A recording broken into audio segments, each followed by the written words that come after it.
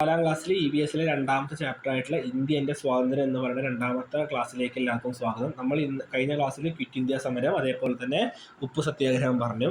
അതേപോലെ തന്നെ ഇതിൻ്റെയൊക്കെ ഭാഗമായിട്ട് ഇന്ത്യയിലും നിരവധി സമരങ്ങൾ, സ്വാതന്ത്ര്യ സമരത്തിൻ്റെ ഭാഗമായിട്ട് കേരളത്തിൽ നിരവധി സമരങ്ങൾ നടന്നിരുന്നു. അതിൻ്റെ ഭാഗമായിട്ട് നമ്മൾ നോക്കുന്നത് ഗാന്ധിജിയുടെ നേതൃത്വത്തിലുള്ള സ്വാതന്ത്ര്യ സമരങ്ങളുടെ ആവേശം കേരളത്തിലും അലയടിച്ചു. ഗാന്ധിജിയുടെ നേതൃത്വത്തിലുള്ള സ്വാതന്ത്ര്യ സമരങ്ങളുടെ ആവേശം കേരളത്തിലും അലയടിച്ചു. കണ്ണൂരിലെ പയ്യന്നൂർ കടപ്പുറത്തും ഉപ്പു നിയമം ലംഘിക്കപ്പെട്ടു. ഗാന്ധിജി ദണ്ഡി കടപ്പുറത്താണ് ഉപ്പു നിയമം ലംഘിച്ചത്. അതിൻ്റെ ഭാഗമായിട്ട് കേരളത്തിലെ പയ്യന്നൂർ കടപ്പുറത്തും എന്ത് ലംഘിക്കപ്പെട്ടു? ഉപ്പു നിയമം ലംഘിക്കപ്പെട്ടു. സമരത്തിന് നേതാവായി പ്രവർത്തിച്ചിരുന്നത് കെ കേളപ്പനായിരുന്നു. അദ്ദേഹത്തെ പിന്നീട് എല്ലാവരും കേരള ഗാന്ധി എന്ന് വിളിച്ചു. അപ്പോൾ കെ കേളപ്പനെയാണ് എല്ലാവരും കേരള ഗാന്ധി എന്ന് വിശേഷിപ്പിച്ചത്. കാരണം കണ്ണൂരിലെ പയ്യന്നൂരിലെ ഉപ്പു സത്യാഗ്രഹത്തിന് നേതൃത്വം കൊടുത്തിട്ടുള്ള വ്യക്തിയായിരുന്നു ആര്? കെ കേളപ്പൻ. അത് കെ കേളപ്പൻ മാത്രമല്ല, പിന്നെ കേരളത്തിൽ നിന്ന് കുറേയധികം സ്വാതന്ത്ര്യ സമര സേനാനികൾ ഉണ്ടായിരുന്നു. അതിൽ ഒന്നാമത്താണ് TK Madhavan, KP Kesava Menon, Muhammad Abdurahman, AK Gopalan, Akkamma Cherian, Kuttimalu അമ്മ തുടങ്ങി നിരവധി ആളുകൾ എവിടെ ഉണ്ടായിരുന്നു? കേരളത്തിലെ സ്വാതന്ത്ര്യ സമര ചരിത്രത്തിൽ പങ്കെടുത്തിരുന്നു. കേരളത്തിൽ ഉപ്പു സത്യാഗ്രഹത്തിന് നേതൃത്വം കൊടുത്തിട്ടുള്ള ആളെന്ന് പറയുന്നത് കെ കേളപ്പനാണ്. കേരള ഗാന്ധി എന്നറിയപ്പെട്ടു. അദ്ദേഹം കണ്ണൂരിലെ പയ്യന്നൂരിലാണ് ഉപ്പു സത്യാഗ്രഹത്തിന് നേതൃത്വം കൊടുത്തത്. ഇനി നമുക്ക് കേരളത്തിൽ കുറേയധികം കലാപങ്ങളുണ്ട്. മലബാർ കലാപമുണ്ട്. അതേപോലെ തന്നെ മറ്റേ വില്ലുവണ്ടി സമരമുണ്ട്. പെട്ടെന്ന് ഓർമ്മ വരുന്ന വില്ലുവണ്ടി സമരമുണ്ട്. അതേപോലെ തന്നെ പുന്നപ്ര വയലാർ സമരമുണ്ട്. അതൊക്കെ എന്താന്ന് കൂടുതലായിട്ട് നമ്മൾ ആലോചിക്കേണ്ട, എന്താന്ന് മാത്രം ആലോചിച്ചാൽ മതി. പുന്നപ്ര വയലാറുണ്ട്. അങ്ങനെ നിരവധി സമരങ്ങൾ നമുക്ക് പറയാനായിട്ട് പറ്റും.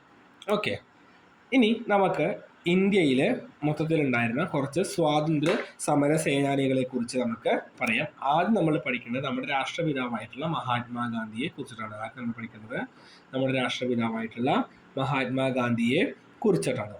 ഇന്ത്യയിലെ നമുക്കറിയാം, ആദ്യകാലങ്ങളിൽ ഗാന്ധിജി ഇന്ത്യയിൽ ഉണ്ടായിരുന്നില്ല. അദ്ദേഹം ദക്ഷിണാഫ്രിക്കയിലായിരുന്നു. അദ്ദേഹം ഒരു വക്കീലാണ്. ഗാന്ധിജി ഒരു വക്കീലാണ്. അദ്ദേഹം ആദ്യകാലങ്ങളിൽ ദക്ഷിണാഫ്രിക്കയിലായിരുന്നു. അവിടെ ഒരു വക്കീലിൻ്റെ ജോലിയൊക്കെ ചെയ്തുകൊണ്ടിരിക്കുന്ന ഒരാളായിരുന്നു ഗാന്ധിജി. അവിടുന്ന് അദ്ദേഹം ഒരു ട്രെയിനിൽ യാത്ര ചെയ്യുമായിരുന്നു. അങ്ങനെ ട്രെയിനിൽ യാത്ര ചെയ്യുമ്പോൾ അവിടുത്തെ ബ്രിട്ടീഷുകാർ, വെള്ളക്കാർ ഗാന്ധിജിയെ കറുത്തവനെന്ന് പറഞ്ഞിട്ട് ട്രെയിനിൽ നിന്നും ചവിട്ടി പുറത്താക്കുകയാണ് ചെയ്യുന്നത്. അതിൻ്റെ ഭാഗമായിട്ട് അദ്ദേഹം ഇന്ത്യയിലേക്ക് വരികയും അവിടെ നിന്ന് ബ്രിട്ടീഷുകാർക്കെതിരെ പോരാടുകയും ചെയ്തു. അദ്ദേഹത്തിൻ്റെ സമര രീതികൾ കാരണമാണ് അദ്ദേഹം രാഷ്ട്രപിതാവായിട്ട്, ഇന്ത്യൻ സ്വാതന്ത്ര്യ സമരത്തിൻ്റെ രാഷ്ട്രപിതാവായിട്ട് മാറുന്നത്. എന്തായിരുന്നു അദ്ദേഹത്തിൻ്റെ സമരരീതികളുടെ പ്രത്യേകത? അദ്ദേഹം വളരെ സമാധാനപരമായിട്ട് അഹിംസയിൽ ഊന്നിയിട്ടുള്ളൊരു ഒരു സമര രീതിയായിരുന്നു കൊണ്ടുവരുന്നത്. ഇന്ത്യയിൽ എമ്പാടുമുള്ള സ്വാതന്ത്ര്യ സമരക്കാർക്ക് പ്രചോദനമായ നേതാവാര് ആണ് ആര്? ഗാന്ധിജി. ഇന്ത്യയിൽ എല്ലാവർക്കും പ്രചോദനമായിട്ടുള്ള നേതാവായിരുന്നു ഗാന്ധിജി. അതാരാണ്? ഗാന്ധിജിയാണ്. 1914 ഗാന്ധിജി ഇന്ത്യയിലേക്ക് എത്തുന്നത്. അദ്ദേഹം ഇതിനു മുമ്പൊക്കെ ജനിച്ചിട്ടുണ്ട്, കുറേ കാലം ഇന്ത്യയിൽ ഉണ്ടായിരുന്നു, പഠിച്ചു കഴിഞ്ഞിട്ട് വക്കീലായിട്ട് ദക്ഷിണാഫ്രിക്കയിൽ പോയി നേരത്തെ പറഞ്ഞില്ല. പക്ഷേ ഗാന്ധിജി ഇന്ത്യയിലേക്ക് എത്തുന്നത് 1914 നോക്കൂ, ഗുജറാത്തിലെ പോർബന്തറിലാണ് ഗാന്ധിജി ജനിച്ചത്. എവിടെയാണ്? ഗുജറാത്തിലെ പോർബന്തറിലാണ് ഗാന്ധിജി ജനിച്ചത്. ഗാന്ധിജിയുടെ മുഴുവൻ പേരെന്താണ്? മോഹൻദാസ് കരംചന്ദ് ഗാന്ധി എന്നായിരുന്നു ഗാന്ധിജിയുടെ മുഴുവൻ പേര്. മോഹൻദാസ് കരംചന്ദ് ഗാന്ധി. ഓക്കെ, നമ്മൾ നേരത്തെ പറഞ്ഞ പോലെ ദക്ഷിണാഫ്രിക്കയിലെ വക്കീലുദ്യോഗം ഉപേക്ഷിച്ച് തിരികെ ഇന്ത്യയിലെത്തി അദ്ദേഹം സ്വാതന്ത്ര്യ സമരത്തിൽ പങ്കുചേർന്നു.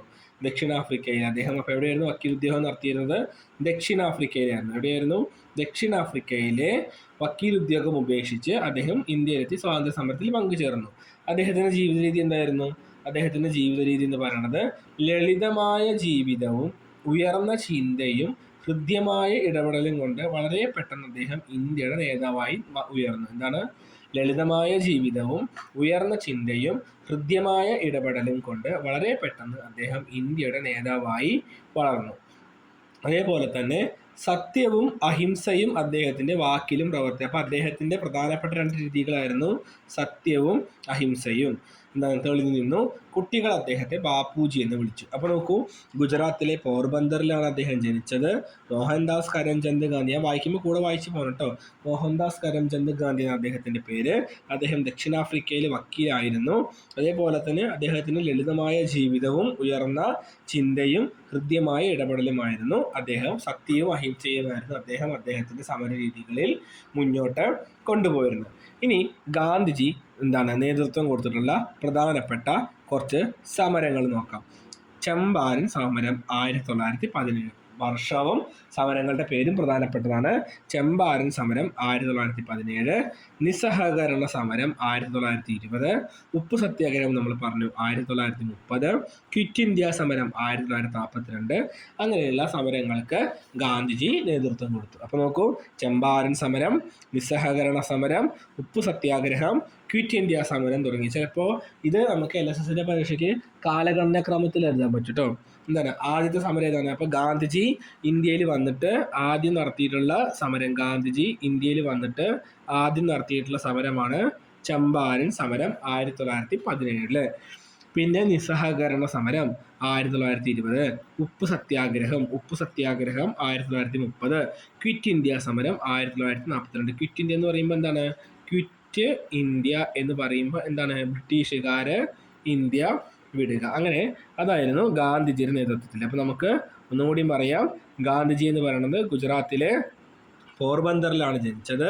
മോഹൻദാസ് കരംചന്ദ് ഗാന്ധി എന്ന മുഴുവൻ പേരായിരുന്നു. ദക്ഷിണാഫ്രിക്കയിലായിരുന്നു വക്കീൽ ഉദ്യോഗം.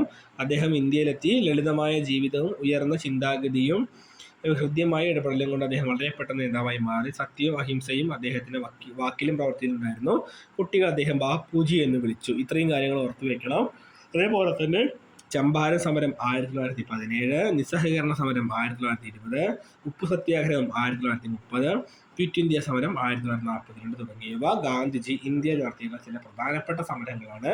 ഇതിൽ ഗാന്ധിജി ആദ്യമായി നടത്തിയിട്ടുള്ള സമരം ഏതാണെന്ന് വെച്ചത് ചമ്പാരൻ സമരം 1917. ഓക്കെ, നോക്കൂ, ഗാന്ധിജിയുടെ ജന്മസ്ഥലം എന്ന് പറയുമ്പോൾ നമുക്കറിയാം ഗുജറാത്തിലെ പോർബന്ദറിലാണ്.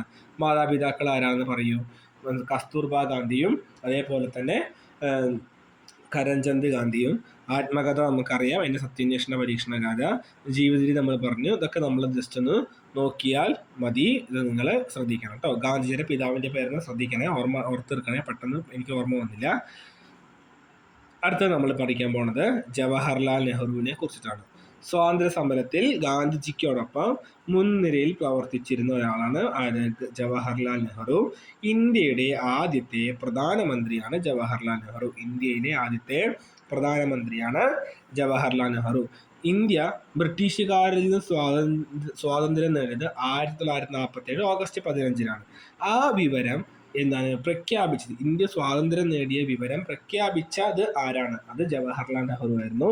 ഗാന്ധിജിയെ കുട്ടികൾ ബാപ്പുജി എന്ന് വിളിച്ചപ്പോൾ സ്നേഹത്തോടെ ചാച്ചാജി എന്നാണ് ജവഹർലാൽ നെഹ്റുവിനെ കുട്ടികൾ വിളിച്ചത്. ഗാന്ധിജിയെ കുട്ടികൾ ബാപ്പുജി എന്ന് വിളിച്ചപ്പോൾ സ്നേഹത്തോടെ ചാച്ചാജി എന്നാണ് ജവഹർലാൽ നെഹ്റുവിനെ കുട്ടികൾ വിളിച്ചത്. അങ്ങനെയാണെങ്കിൽ നമുക്ക് എന്തൊക്കെ പറയാം? ഗാന്ധിജിയുടെ ഒപ്പം ഉണ്ടായിരുന്ന ഒരാൾ, ഇതാണ് ജവഹർലാൽ നെഹ്റു കേട്ടോ. ഇതാണ് ജവഹർലാൽ നെഹ്റു. ഇദ്ദേഹമാണ് ജവഹർലാൽ നെഹ്റു. ഇന്ത്യയുടെ ആദ്യത്തെ പ്രധാനമന്ത്രിയായിരുന്നു. ഇന്ത്യ സ്വാതന്ത്ര്യം നേടിയ വിവരം പ്രഖ്യാപിച്ച ഇദ്ദേഹമാണ്. കുട്ടികൾ അദ്ദേഹത്തെ സ്നേഹത്തോടെ ചാച്ചാജി എന്നാണ് വിളിച്ചിരുന്നത്. ജവഹർലാൽ നെഹ്റുവിനെ കുറിച്ച് നമുക്ക് അറിയാണ്. നെഹ്റുവിൻ്റെ ജന്മദിനമാണ് നമ്മൾ ശിശുദിനമായിട്ട്, കുട്ടികളെ നല്ല ഇഷ്ടമുള്ള ഒരാളായിരുന്നു അദ്ദേഹം. അപ്പോൾ ശിശുദിനം എന്നത് ആരുടെയായിരുന്നു? നവംബർ 14 നെഹ്റുവിൻ്റെ ജന്മദിനമായിട്ടാണ് കണക്കാക്കുന്നത്. നെഹ്റുവിൻ്റെ ആത്മകഥ അഗ്നിച്ചിറകുകളാണെന്ന് ഓർക്കുന്നു. നെഹ്റുവിൻ്റെ ആത്മകഥയുടെ പേര് അഗ്നിച്ചിറകുകൾ. ഇനി ഇവിടെ കുറച്ച് ആൾക്കാരുണ്ട്. സുഭാഷ് ചന്ദ്രബോസ്, സർദാർ വല്ലഭായ് പട്ടേൽ, ഗോപാലകൃഷ്ണ ഗോഖലെ, സരോജിനി നായിഡു, അതേപോലെ തന്നെ ബാലഗംഗാധര തിലക്, ഭഗത് സിംഗ്, അരുണ ആസഫ് അലി, ഖാൻ അബ്ദുൽ ഗാഫർ ഖാൻ. ഇത്രയും ആളുകൾ 1, 2, 3, 4 അങ്ങനെ 8 പേരുടെ കാര്യങ്ങൾ വളരെ ഇമ്പോർട്ടൻ്റ് ആണ്. സുഭാഷ് ചന്ദ്രബോസ്, സർദാർ വല്ലഭായ് പട്ടേൽ, ഗോപാലകൃഷ്ണ ഗോഖലെ, സരോജിനി നായിഡു, ബാലഗംഗാധര തിലക്, ഭഗത് സിംഗ്, അരുണ ആസഫ് അലി, ഖാൻ അബ്ദുൽ ഗാഫർ ഖാൻ. ഇത്രയും ആൾക്കാരും ഇവരെ പ്രധാനപ്പെട്ട, നോക്കൂ, നമുക്ക് ഓരോരുത്തരും നോക്കാം. ഇന്ത്യൻ നാഷണൽ കോൺഗ്രസിന്റെ പ്രസിഡന്റ് ആയിരുന്ന ആദ്യ വനിത ഇന്ത്യയുടെ വാനമ്പാടി എന്നറിയപ്പെട്ടു. അതാരായിരുന്നു? അത് സരോജിനി നായിഡുവാണ്. അപ്പോൾ ഒന്നാമത്തത് ആരായിരുന്നു? ഇതാണ്, ഇന്ത്യയുടെ വാനമ്പാടി എന്നറിയപ്പെട്ടത് ആരായിരുന്നു? അത് സരോജിനി നായിഡുവാണ്.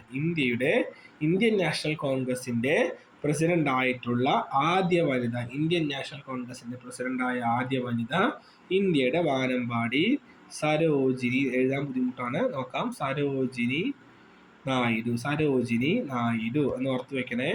ഇന്ത്യൻ നാഷണൽ കോൺഗ്രസിന്റെ ആദ്യ വനിതാ പ്രസിഡന്റും ഇന്ത്യയുടെ വാനമ്പാടിയും എന്നറിയപ്പെട്ടത് ആരായിരുന്നു? സരോജിനി നായിഡു. ബ്രിട്ടീഷുകാർക്കെതിരെ ധീരതയോടെ ആയുധമെടുത്ത് പോരാടി 23-ാം വയസ്സിൽ തൂക്കിലേറ്റപ്പെട്ടത് ഭഗത് സിംഗ് ആണ്. ആരാണ്? ഭഗത് സിംഗ്. ബ്രിട്ടീഷുകാർക്കെതിരെ പോരാടിയിട്ട് 23-ാം വയസ്സിൽ തൂക്കിലേറ്റപ്പെട്ടത് ആരായിരുന്നു?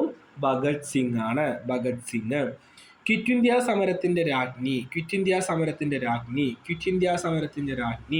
ഇന്ത്യൻ സ്വാതന്ത്ര്യ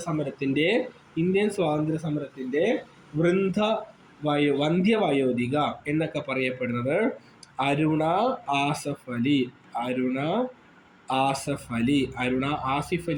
അരുണ ആസഫ് അലി. അപ്പോൾ ക്വിറ്റ് ഇന്ത്യ സമരത്തിന്റെ രാജ്ഞി, ഇന്ത്യൻ സ്വാതന്ത്ര്യ സമരത്തിന്റെ വന്ധ്യവയോധിക എന്നിങ്ങനെയൊക്കെ വിളിക്കപ്പെട്ടിരുന്നത് അരുണ ആസഫ് അലി. അടുത്ത നോക്കൂ, നാട്ടുരാജ്യങ്ങളെ എല്ലാം ചേർത്ത് ഇന്ത്യ എന്ന രാജ്യം രൂപീകരിക്കുന്നതിൽ മുഖ്യ പങ്ക് വഹിച്ചത് ഇന്ത്യയുടെ ഉരുക്കു മനുഷ്യൻ എന്നറിയപ്പെട്ടത് സർദാർ വല്ലഭായി പട്ടേലാണ്. ഇന്ത്യയുടെ ഉരുക്കു മനുഷ്യൻ. ഇന്ത്യയിലെ ഇപ്പോൾ ഏറ്റവും വലിയ പ്രതിമയൊക്കെ വരാൻ പോകുന്നത് ഉള്ളത് സ്റ്റാച്യു ഓഫ് യൂണിറ്റി എന്നൊക്കെ പറയുന്നത് അദ്ദേഹത്തിന്റെ പേരിലാണ്. അപ്പോൾ അത് ഇന്ത്യയുടെ ഉരുക്കു മനുഷ്യൻ എന്നറിയപ്പെടുന്നത് Sardar Vallabhbhai Patel. Indian national army രൂപീകരിച്ച് ബ്രിട്ടീഷുകാർക്കെതിരെ പോരാടിയ നേതാജി എന്ന് വിളിക്കപ്പെട്ടത് സുഭാഷ് ചന്ദ്രബോസ്. ആരാണ്? സുഭാഷ് ചന്ദ്ര ബോസ് ആണ് നേതാജി എന്നറിയപ്പെട്ടത്. അത് ഇന്ത്യൻ നാഷണൽ ആർമി രൂപീകരിച്ചതും സുഭാഷ് ചന്ദ്രബോസ് ആണ്. സ്വരാജ്യം എൻ്റെ ജന്മാവകാശമാണ്, ഞാൻ അത് നേടുക തന്നെ ചെയ്യുമെന്ന് പറയുന്നത്. സ്വരാജ്യ ഈസ് മൈ ബർത്ത്. എന്താണ്? സ്വരാജ്യം എൻ്റെ ജന്മാവകാശമാണ്, ഞാൻ അത് നേടുക തന്നെ ചെയ്യുമെന്ന് പ്രഖ്യാപിച്ചതും ലോക്മാന്യ എന്നറിയപ്പെട്ടതും ആരാണ്? അത് ബാലഗംഗാധര തിലകാണ്.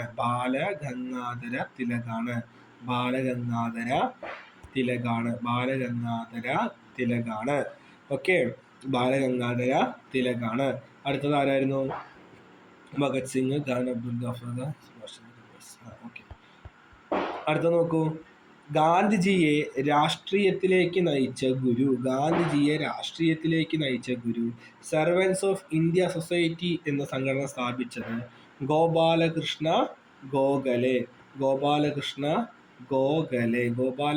ഗോഖലെയാണ്. ഗാന്ധിജിയുടെ രാഷ്ട്രീയ ഗുരു. സർവൻസ് ഓഫ് ഇന്ത്യ സ്ഥാപിച്ചതും ഇദ്ദേഹമാണ്.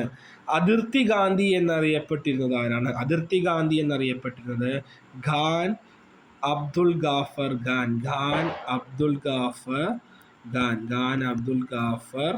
ഖാനാണ് അതിർത്തി ഗാന്ധി എന്നറിയപ്പെടുന്നത്. ഒന്നുകൂടി നമുക്ക് ടേബിൾ നോക്കാം. അതിർത്തി ഗാന്ധി എന്ന പേരിൽ അറിയപ്പെട്ടത് ഖാൻ അബ്ദുൽ ഗാഫർ ഖാൻ. ഗാന്ധിജിയെ രാഷ്ട്രീയത്തിലേക്ക് നയിച്ച ഗുരു. സർവൻസ് ഓഫ് ഇന്ത്യ സൊസൈറ്റി സ്ഥാപിച്ചത് Gopalakrishna Gokhale.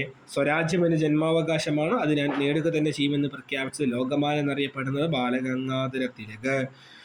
Indian national army രൂപീകരിച്ച് ബ്രിട്ടീഷുകാർക്കെതിരെ പോരാടിയ നേതാജി എന്ന് വിളിക്കപ്പെട്ടത് സുഭാഷ് ചന്ദ്രബോസ്. നാട്ടുരാജ്യങ്ങളെ ചേർത്ത് ഇന്ത്യ എന്ന രാജ്യം രൂപീകരിക്കുന്നതിൽ മുഖ്യ പങ്ക് വഹിച്ച് ഇന്ത്യയുടെ ഉരുക്കുമനുഷ്യൻ എന്നറിയപ്പെടുന്നത് സർദാർ വല്ലഭായി പട്ടേൽ. ക്വിറ്റ് ഇന്ത്യ സമരത്തിന്റെ രാജ്ഞി എന്ന് ഇന്ത്യൻ സ്വാതന്ത്ര്യ സമരത്തിന്റെ വന്ധ്യവയോധിക എന്ന് വിളിക്കപ്പെടുന്നത് അത് അരുണ ആസിഫ് അലി. ബ്രിട്ടീഷുകാർക്കെതിരെ ധീരതയോടെ ആയുധമെടുത്ത് പോരാടി 23-ാം വയസ്സിൽ തൂക്കിലേറ്റപ്പെട്ടത് ഭഗത് സിംഗ്. ഇന്ത്യൻ നാഷണൽ കോൺഗ്രസിന്റെ പ്രസിഡന്റായ ആദ്യ വനിത ഇന്ത്യയുടെ വാനമ്പാടി സരോജിനി നായിഡു. ഇതൊക്കെയാണ് നമുക്ക് ഇതിൽ പ്രധാനമായിട്ടും പഠിക്കാനുള്ള കാര്യങ്ങൾ എന്ന് പറയണത്. ഇന്ന് നമുക്ക് ഇത്രയും നിർത്താം. ഒരു ക്ലാസ് കൂടി നമുക്ക് ഇതിൽ ഉണ്ടാവും.